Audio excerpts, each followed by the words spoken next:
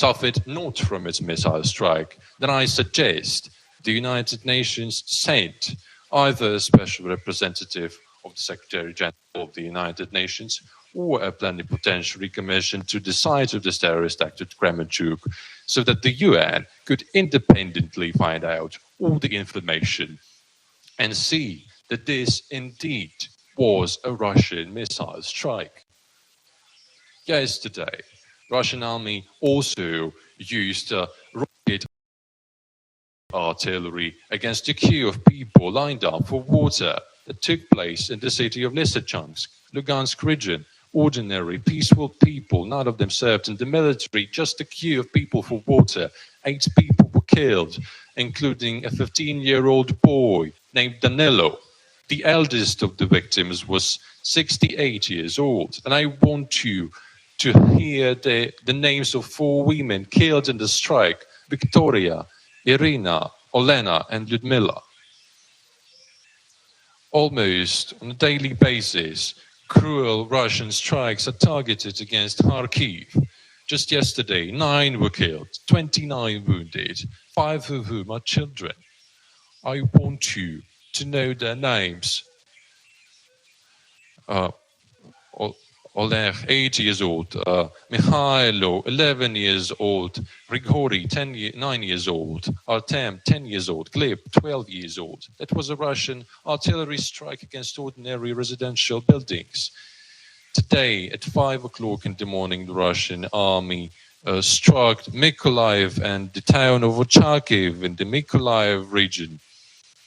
In Ochakiv, 3 people were killed. A girl, 6 years old, whose name was Eve. A man named Magomed, who was 76. A woman by the name of Galina, who was 50. Among the wounded is a child, a boy, 3 months of age. He was born after Russian full-scale invasion started. His name is Volodymyr, and he is severely injured. He is in intensive care. I stress once again, a child, a 3-month-old child. 2 more missiles today hit the city of Sloviansk in Donbass. The long-suffering Donbass, tormented Donbass that Russia has humiliated since 2014. Just a few hours before this address of mine to you, to the UN Security Council, 2 missiles hit Odessa region. The city of Dnipro was also targeted, and one of the missiles destroyed a car service station, not a military station, but a usual car service. And I have a question to you, ladies and gentlemen. Who of you does not agree that this is terrorism? If in any other part of the world, any organization acted just like Russia, who is killing Ukrainians, if a country killed any peaceful people, that would definitely be recognized as terrorism. Such an organization would become an enemy for all of humankind. Therefore, what is punished at the level of concrete criminals and criminal organizations must not go unchecked at the level of the state, which has become a terrorist. Daily terrorist acts, without weekends, every day, they are working as terrorists. The UN Charter confers on the UN Security Council the primary responsibility for the maintenance of international peace and security. Article 6 of Chapter 2 of the UN Charter clearly states that a member of the UN which has persistently violated the principles contained in the present Charter may be expelled from the organization by the General Assembly of the Security Council. Although Russia is violating fundamental principles of the UN and the international legal order, it is still not held to account at the global level. It still remains in UN agencies and even enjoys the privileges of the seat it occupies, the seat of the permanent member of the UN Security Council, which Russia occupies solely. due to the short-sightedness of politicians at the end of the Cold War. Russia does not have the right to take part in discussing and voting in regard to the war in Ukraine, which is unprovoked and simply colonialist of the part of Russia. I urge you to deprive the delegation of the terrorist state of its powers in the UN General Assembly. That is possible, that is necessary, that is fair. Russia does not have the right to remain in the UNSC, and that path is not too arduous as some may believe. If we exercise some consistency and appropriate political will, that is the only logical way for the UN Charter to work and be respected by all members of the organization. Furthermore, our organization now has sufficient strength to hold to account the terrorist state. Chapter 7 of the UN Charter allows establishing a special international tribunal for investigating the actions of Russian occupiers on Ukrainian soil. The word genocide has repeatedly been used, and all of you have seen what Russian occupiers have done in our city of Bucha. Each of you can obtain information on how many mass graves appeared around the single city of Mariupol after the Russian army razed it to the ground. It was a city of 500,000 residents, and now it lies in ruins.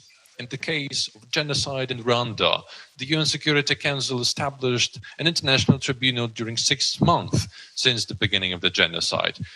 Since the beginning of the Russian full-scale invasion of Ukraine, more than 4 months have passed since the beginning of Russia's war against Ukraine in Donbass and the occupation of Ukrainian peninsula of Crimea, which has been repeatedly condemned at the level of the UN General Assembly. More than 8 years have passed. We need to act urgently to do everything to make Russia stop the killing spree, the killings of children, people, everyone. We need to hold it to account for the terrorism.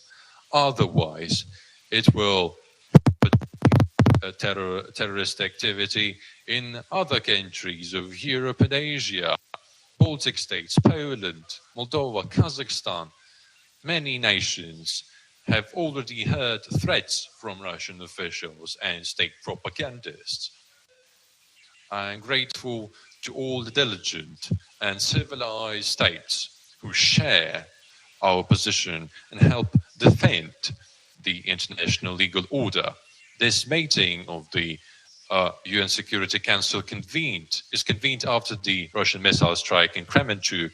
But in fact, the meeting of the UN Security Council may not be adjourned at all. It can go on round the clock, day after day, for us to have time to discuss every terrorist act of the Russian state. The UN Charter gives all the levers to influence any violator of the rules of the organization, any aggressor, any terrorist state. And I urge you to take advantage of these levers. It is imperative to deprive the Russian delegation of the opportunity to manipulate the UN. It is imperative to make it impossible for Russia to stay in the UN Security Council until its terrorism continues. It is imperative to establish a tribunal for investigating everything that the Russian military have done against Ukrainians, and it is imperative to give the legal definition of the notion state terrorism at the UN level. All Russian action must receive legal assessment and global sanctions for the fact that Russia is destructing international legal order. Thank you for your attention. I wish to say just one more thing. Various countries worldwide can have different attitudes to wars worldwide, but they similarly commemorate the victims, not only the military, but every person, every child who is dying, unfortunately, due to this tragedy, the tragedy of war. That is the usual thing.